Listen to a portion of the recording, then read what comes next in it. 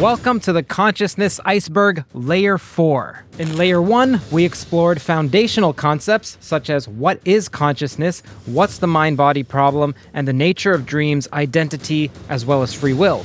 In Layer 2, that took us through tackling the hard problem of consciousness, theories like global workspace, and even delving into various forms of Indian non-dualism. In Layer 3, we then twisted the proverbial knife with Heidegger, ideas of Heidegger and the attention schema theory, and even modern theories and thoughts from minds like Joschel Bach and Donald Hoffman, among others. And now, as we enter Layer 4, we find ourselves at the precipice of some of the most ambitious theories yet.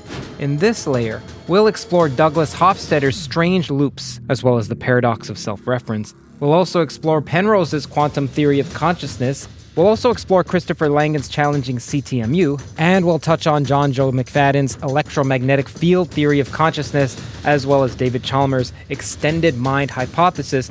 Oh, and Ian McGilchrist's relational dual aspect monism. My name is Curt Jaimungal, and on this channel, I research mathematical physics and philosophy in front of you in podcast form, bridging these disparate subjects, making abstract concepts digestible and relatable without sacrificing the rigor. Let's begin our journey into Layer 4 of the Consciousness Iceberg. Douglas Hofstadter's strange loops. Douglas Hofstadter's strange loops is a concept he meticulously explores in his Pulitzer Prize-winning book Godel, Escher, Bach. Strange loops is a framework for understanding the emergence of self-awareness and consciousness from how the brain models the world and itself. The core idea is that consciousness comes from self-referential feedback loops within the brain, where a system becomes aware of itself by representing itself within its own model of the world. Okay, you'll hear the term self far too many times to count throughout this entire iceberg, so expect some Jaimungal. Imagine a video camera pointed at a TV screen displaying its own output. What happens? Well, you get an infinite regress of images within images, each of them nested within the other one, creating a visual representation of self-reference. Hofstadter argues that a similar process occurs in the brain where symbols and representations, initially referring to objects that are external and also events that are external, begin to refer back to the system itself, creating a loop. So this is what he calls a strange loop. He proposes that this strange loop is the key to self-awareness and the emergence of an I, a quote-unquote I. Because of this is more of an explanation, to me at least, of self-consciousness rather than consciousness itself. Now that Godel in the Godel Escher Bach refers to Curt Godel, not Curt Jaimungal, the other actually cool Curt, who demonstrated that a formal system of sufficient complexity, you have to put an asterisk there because there's some formalities to that, can contain self-referential statements that are both true and unprovable within the system itself. These quote-unquote Godel sentences demonstrate the inherent limitations of formal systems and, according to Hofstadter, give some clue to the nature of consciousness. How so? Because the network of interconnected neurons and its ability to process information in a hierarchical and recursive manner is seen by Hofstadter as a formal system capable of generating Godel-like sentences. These are those self-referential statements that point back to the system itself, creating a loop that gives rise to self-awareness. Okay, quite complicated, so let's say, how does Hofstadter's idea compare to some of the others that we've encountered in this iceberg? Well, the Buddhist view of consciousness would say that the self is an illusion, at least according to some schools, and that may seem to contradict Hofstadter's strange loop, which suggests that there's a real, albeit emergent self. While a strange loop could be seen as a process that creates the quote-unquote illusion of the stable self rather than a real and unchanging entity, this interpretation, the Hofstadter one, still posits an emergent self, which is at odds with the Buddhist view of anatta, or no self. How about how it compares to global workspace theory? Well, that theory suggests consciousness comes about when information is broadcast widely to a global workspace in the brain. This global workspace, by providing access to information from various brain regions, could be seen as a necessary condition for a strange loop to form. This means that while global workspace theory doesn't entail the strange loop, it may give the neurological grounding for the loop to occur. Panpsychism, on the other hand, which is that view that consciousness is a fundamental and ubiquitous feature of the physical world, could be seen as both compatible and contradictory to Hofstadter's strange loops. On the other hand, if consciousness comes from fundamental properties of matter, then the self-referential loops in the brain could be seen as a particular manifestation of this fundamental consciousness. How about how it relates to John Vervaake's theory of relevance realization, the one that emphasizes the mind's constant process of determining what's important in any given situation? A strange loop could be seen as a high-level relevance realization where the system itself becomes relevant to its own model of the world. The system, by representing itself within its own model, recognizes its own existence and agency. Now, this is merely speculation on my part. Then there's eliminative materialism. Try saying that 5 times fast. That's the view that our common sense understanding of the mind is fundamentally flawed and that consciousness is an illusion that people like Dennett state, or at least stated. Daniel would have argued that there's no Cartesian theater in the brain, there's no central place where consciousness resides, and instead, Dennett may see consciousness as a product of distributed brain processes without any need for self-referential loops. Now, one of the main criticisms of Hofstadter's theory is, how the heck do you test this? Strange loops are more of a conceptual framework than a testable hypothesis. Another criticism is that Douglas Hofstadter's theory doesn't fully address the qualitative aspects of consciousness, what philosophers call qualia. While strange loops might explain how a system becomes self-aware, they don't explain why this self-awareness is accompanied by subjective experience. Roger Penrose's orchestrated objective reduction. Roger Penrose, the mathematical physicist and Nobel laureate, argues in his book The Emperor's New Mind that consciousness comes from quantum processes. But where specifically, and how specifically? Well, some of that came about later when Stuart Hameroff entered the picture. Stuart says it's within microtubules, of course. Now, these are tiny structures inside cells and neurons in particular. Penrose posits that these quantum computations are responsible for the non-computable aspects of conscious experience. Remember Godel that I just talked about? To Penrose, Godel showed that there's something non-computational, non-formal going on with our mind's ability to understand. It's this ability to understand in particular. This is roughly because we can understand or we can see that the Godel sentence is true, even though the formal system itself can't prove it. Okay, so back to microtubules. Microtubules are the cylindrical polymers of the protein tubulin. Even though they're pretty much found in all cells, they're particularly abundant in neurons. But what do? They play a role in maintaining the cell structure, transporting molecules, and regulating cell division. Okay, so what's the big deal? Well, Penrose and Hameroff suggest that the tubulin molecules within these microtubules can exist in a superposition of states. So many people talk about microtubules, but actually they should be talking about tubulin. Now, this superposition is a hallmark of quantum mechanics. These superpositions can be sustained, but for how long? Well, it has to be sufficiently long enough for there to be some meaningful quantum computation. Penrose proposes that when these quantum superpositions in the tubulin reach a certain threshold determined by gravitational effects, a non-computable process called orchestrated objective reduction occurs. He suggested that these events are moments of conscious experience providing a bridge between the quantum process and consciousness. The orchestrated part of orchestrated objective reduction just means that the quantum computations are orchestrated by the brain's electrical activity, or activity in general. But what does this orchestration, quote-unquote, do? It acts to synchronize the activity of microtubules across different neurons. Penrose and Hameroff argue that this synchronized activity gives rise to a unified conscious experience. Now, Roger Penrose doesn't explicitly endorse panpsychism, but his theory can be seen as compatible with it. How so?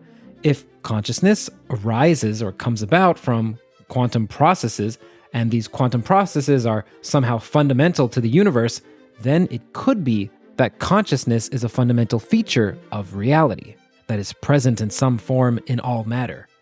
This aligns with the panpsychist view that consciousness is not limited to brains, but instead is a property of the universe itself. Now, the reason I say that it could be seen as compatible, but not that it is compatible, is because for Penrose, consciousness isn't a feature of the universe that's just present within any given subatomic particle, but rather it's the collapse of particles that produce consciousness, and that's decidedly different. Thus, in some sense, it's a physicalist or materialist theory of consciousness. In fact, I spoke to Roger Penrose about this in particular, and you can click in the description for that full podcast. One of the primary criticisms of Penrose's theory is that quantum effects are easily disrupted by any environmental noise. There's no consensus on whether microtubules actually play the role that Penrose suggests, even if just a couple months ago, superradiance was found in microtubules, which is a quantum effect.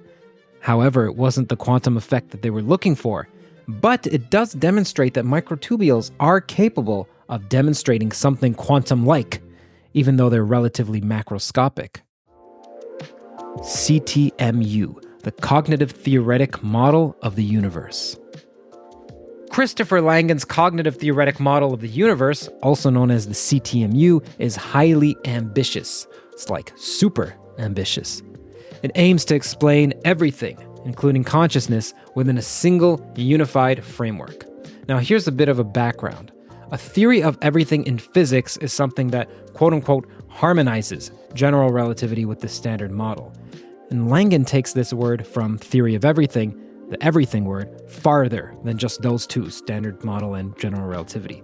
He takes it to mean everything in the universe, including the universe itself, including consciousness, including the laws, including you, including even what we can't model. Some more background is that Christopher Langan is an autodidact with an extremely high IQ. This was measured several times, and he's had a rough, underprivileged childhood. I've spoken to Christopher here for 4 hours on his theory, so click in the description to see. Langan argues that the universe is a self-referential system. In some sense, he thinks that consciousness comes from the universe's ability to reflect upon itself, though even what I just said isn't quite right. It's difficult to summarize the CTMU shortly. The CTMU is grounded in the idea that information and cognition are both fundamental to reality. Information is self-referential. Okay, what does that mean? Well, it means that it refers back to itself. He suggests that the universe is a quote-unquote self-configuring and self-processing language, capable of understanding and manipulating its own information. Actually, to be more accurate, according to Christopher Langan, reality is both the language and the processing of that language. And that's the entity that Langan calls self-configuring, self-processing language. Consciousness, then, is a fundamental aspect of this universal language, with humans and other conscious beings acting as tellers, quote-unquote tellers, or agents that contribute to the universe's self-actualization. You'll notice that many theories of consciousness deride language as being a low-resolution means of communication. I personally think that's an extremely impoverished view of language, and you can see my Substack article here about how language is also the process of creation and discovery, not just transmission. Langan is similar in that he doesn't hold language with such low regard, and in fact, he elevates it to the highest category. It is what the universe is. The universe is not only expressed in language, but is that language. So how does the CTMU align or disalign with other theories we've explored? How about idealism? Well, CTMU somewhat aligns with idealism. How so? It sees consciousness as fundamental to reality, yes. The CTMU suggests that the universe is essentially mental and that the physical world is a manifestation of consciousness. Now, this resonates with idealist philosophers like George Berkeley and Bernardo Kastrup. However, while Langan aligns with idealism, he would say that it's incomplete and akin to talking only about, say, the number 3 on a dice. Sure, there are 3 dots that exist, but there are other dots. We talk about this in this podcast with Kastrup and Langan here. Now, how does CTMU align with materialism? In some sense, the CTMU aligns with materialism in the same way that it does with idealism, in the sense of encompassing it. Materialism, by the way, would say that consciousness is a byproduct of the physical processes in the brain, whereas in the CTMU it sees consciousness as fundamental to the universe itself. One of the primary criticisms of the CTMU, other than its use of abstruse language, which is somewhat punny, given it's a theory about language, is its reliance on the concept of self-reference. While self-reference is an established concept in mathematics and logic, its application to the universe as a whole isn't clear. It's not clear what it means for the universe to be self-referential, but at least to me, it's not entirely unclear, nor is it foreign. Wheeler, for instance, drew this image to talk about the universe and an observer. In fact, I talk more about that in this podcast here with Amanda Gefter. Johnjoe McFadden's conscious electromagnetic field theory, also known as CEMI field theory. Have you ever wondered how this supposed lump of meat that we call our heads, which is what a denigrating materialist may say, gives rise to what we call conscious experience? Well, Johnjoe McFadden, a molecular geneticist, proposes a different sort of theory of consciousness that centers on the brain's electromagnetic field. He calls this the conscious electromagnetic information field theory, or CEMI field theory. McFadden argues that the brain's EM field integrates information from different brain regions. The EM field of our brain isn't just a byproduct of neural activity. Instead, it's the substrate of consciousness itself. McFadden suggests that this EM field integrates information from different brain regions, creating that unified experience we all know so well. CEMI field theory goes against the traditional view that consciousness is solely a product or byproduct of neural activity, because EM field is the main dog here in consciousness, at least according to Johnjoe. How so? Well, it acts as some kind of global workspace that binds together information from different brain regions. Notice that word quote-unquote binding, which should remind you of our previous layer, linked in the description, about the binding problem.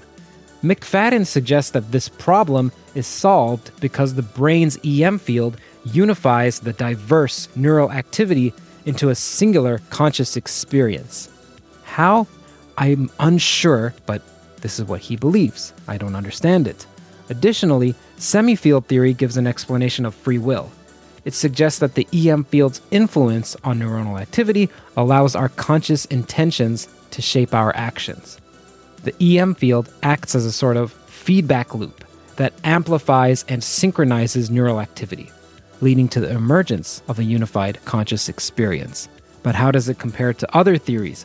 So let's just take dualism, for instance.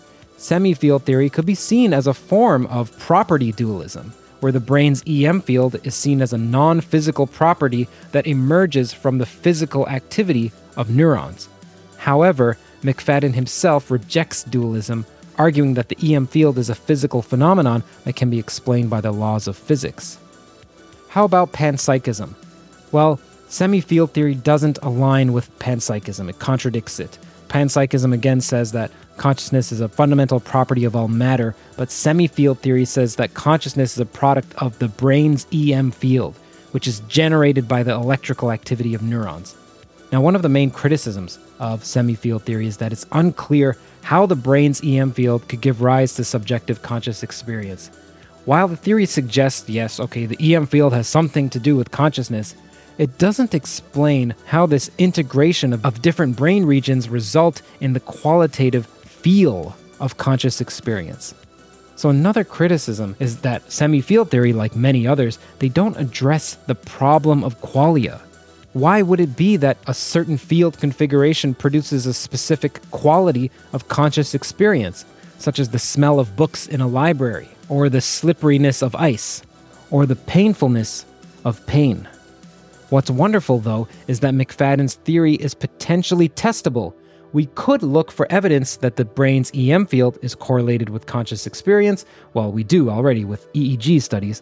If there are changes in the EM field that are consistently associated with changes in conscious experience, some would say that it lends credence to the CEMI field theory. David Chalmers, extended mind hypothesis. David Chalmers is a prominent philosopher of mind. He's one of the top figures in the consciousness studies scene, and he's the one that's known for formulating the hard problem of consciousness. In fact, without David Chalmers, we probably wouldn't even be talking about consciousness, at least not in this highbrowed philosophical manner. Maybe we would if we were meditating at a monastery. but that'd be it. Now, that hard problem of consciousness is something that comes up over and over again throughout this entire iceberg, as you're well aware. And what it is an explanatory gap between physical processes in the brain and subjective experience. How do you ever bridge that divide? How does one give rise to the other? Now, David Chalmers is known for that, but he's also known for his extended mind hypothesis, along with Andy Clark. Okay, so what does this hypothesis suggest? That the mind is not limited to the brain. It can extend into the environment. Through what? Through interactions with external objects and tools. Think of it like this. If you have a notebook, you store information on that notebook, it becomes a part of your cognitive system. Same with your phone, in a sense, and thus potentially part of your conscious experience. Now, does that mean that when you leave your room and someone stabs your notebook, like Harry Potter did to Tom Riddle, that all of a sudden you'll dissipate into a sea of nothingness? Not exactly. But the extended mind hypothesis does go against the traditional view that the mind is confined in the brain. It suggests that the mind can incorporate external objects and tools into its cognitive process. And these external elements become integrated into our cognitive system, although our conscious experience still remains rooted within us. So you don't have to worry about any Horcruxes. Can we extend this idea from notebooks to other technologies? Chalmers argues that we can. Again, he says that our smartphones, our computers, the internet can be a part of our extended minds. We increasingly rely on these technologies to store and process information, and they become integrated into our cognitive apparatus, whatever that means. They may even contribute to our conscious experience. Now, keep in mind that David Chalmers emphasizes that this hypothesis is about cognitive processes extending into the environment rather than consciousness itself extending beyond the brain. He steadfastly maintains that while cognitive functions like memory and problem solving can be supported by external tools, consciousness remains largely an internal phenomenon, maybe even entirely. To be clear, Chalmers notes that while our minds can extend into the environment through these cognitive processes, our consciousness, the subjective experience of awareness, doesn't necessarily extend beyond the brain. All right, so now let's look for similarities, coherence, decoherence, and contradictions. How about with embodied cognition? Well, the extended mind hypothesis comports with embodied cognition in the sense that it sees the mind as embedded in the environment. Actually, the 4 E's of cognitive science in general are consonant with Chalmers' view. Embodied cognition emphasizes the role of the body and the environment in shaping cognitive processes. How about Rupert Sheldrake's theory of morphic resonance? Well, that's an extended mind theory as well. We talk about that here with Rupert Sheldrake, and feel free to click on the screen or the link in the description. Internalism is something that does contradict the extended mind hypothesis. That's the view that the mind is entirely contained within the brain. Internalists suggest that mental states are internal to the brain and that external objects and tools can only influence the mind indirectly by causing changes in the brain. Idealism is also something that the extended mind hypothesis doesn't fully align with. Why? Because the extended mind hypothesis focuses on how cognitive processes can extend into the environment through interactions with external objects without making claims about the fundamental nature of consciousness or the fundamental nature of those external objects. So, one of the main criticisms of the extended mind hypothesis is that it blurs the boundary of the self. If consciousness can be extended beyond the brain, where does the self and the environment begin? Now, this may not be such a critique, since defining the self, the quote-unquote self, is one of the trickiest aspects of any theory. Indeed, it's a tricky aspect of any theory of objects. That is, what defines the essence of an object that delineates it completely from others. Ian McGilchrist's relational dual aspect monism. Ian McGilchrist is a psychiatrist, a neuroscientist, and a literary scholar who proposes a theory of consciousness. This one's often described as relational dual aspect monism. That's a mouthful, but we'll explain it. This view, which is deeply informed by his research, by the way, I constantly say there are only 2 books I recommend, Godel, Escher, Bach, and Master and His Emissary. Godel, Escher, Bach we talked about earlier, Master and his emissary is Ian McGilchrist. That suggests that consciousness is a fundamental feature of reality, but that consciousness manifests in two distinct manners: the material world and the world of experience. McGilchrist argues that these two aspects are not separate substances as traditionally thought of in dualism, but they are two sides of the same coin. He suggests that consciousness is a relational phenomenon. What does that mean? It means it comes about through the interaction with the brain and the world. It's only through interactions, through comparisons, through connections, that we get the essence of mind and pattern. McGilchrist's theory is rooted in his research on the brain's two hemispheres. He argues that the left hemisphere is specialized for analyzing the world into discrete parts, abstracting and seeing sameness, while the right hemisphere is specialized for synthesizing these parts into a unified whole, seeing context and distinctness. Ian suggests that consciousness comes about from this exchange between the two hemispheres, or you can even call it a conversation. What's important, though, is not to see as the right as being right, or the left as being more right or wrong, or what have you. It's that each hemisphere provides a different mode of quote-unquote attending to the world. I spoke to Ian McGilchrist for hours on end, 4 hours actually, both here and with John Vervaeke. So solo one is here and one with John Vervaeke is here. Many people consider it to be one of the best conversations on the Theories of Everything channel, and also one of the best conversation with Ian himself, at least according to the comments section. Click on that if you'd like to see it. I highly recommend. Now let's compare McGilchrist's theory with panpsychism.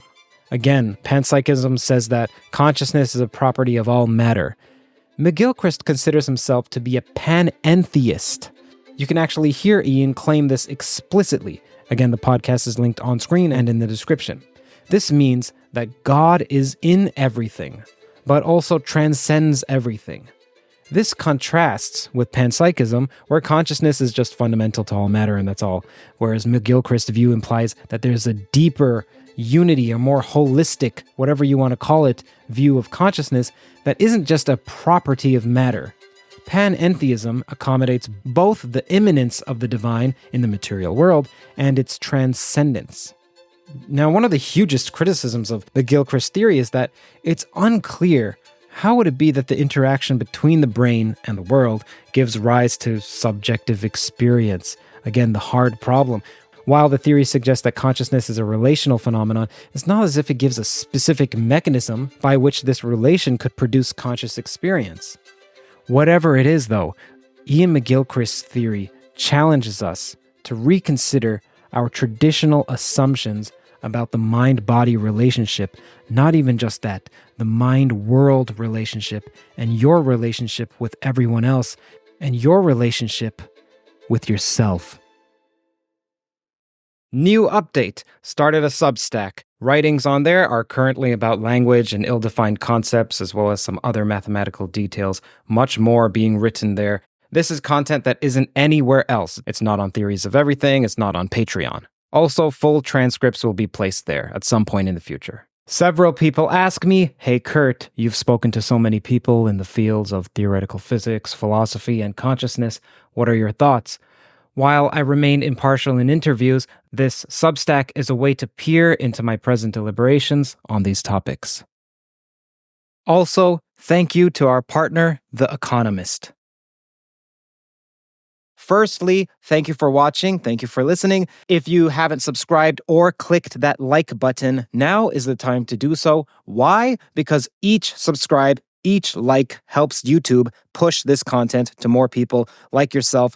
Plus, it helps out Curt directly, aka me. I also found out last year that external links count plenty toward the algorithm, which means that whenever you share on Twitter, say on Facebook, or even on Reddit, etc., it shows YouTube, hey, people are talking about this content outside of YouTube, which in turn greatly aids the distribution on YouTube. Thirdly, there's a remarkably active Discord and subreddit for Theories of Everything, where people explicate toes, they disagree respectfully about theories, and build as a community our own toe.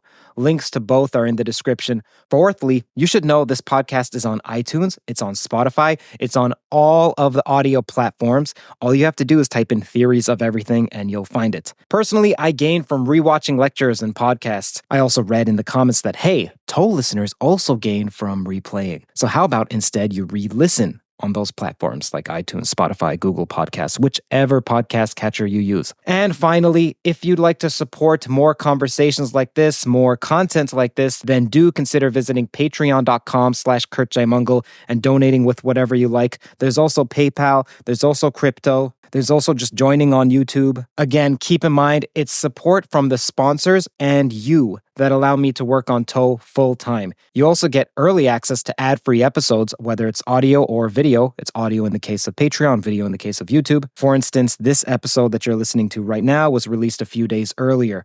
Every dollar helps far more than you think. Either way, your viewership is generosity enough. Thank you so much.